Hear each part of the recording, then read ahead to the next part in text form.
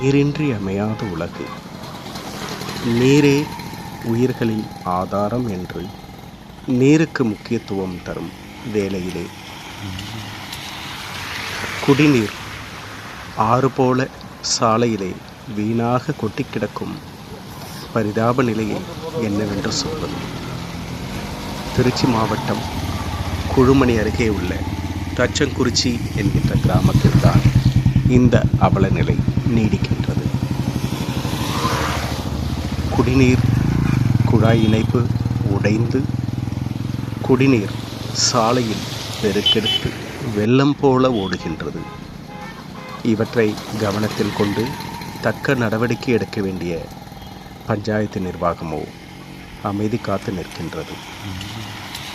நீருக்காக ஒவ்வொருவரும் கையேந்தி நிற்கும் சூழல் உருவாகும் இந்த சூழலில் இப்படி ஆறு போல குடிநீர் சாலையில் வீணாக செல்வதை கண்ட மக்கள் மனம் வெம்பி நிற்கின்றனர்.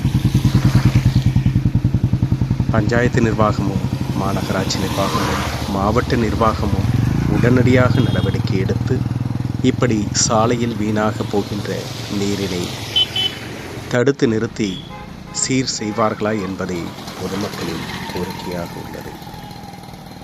வேதனையுடன் NTT நியூஸ் தமிழ் செய்திகளுக்காக சங்கர் சுப்ரமணியன்.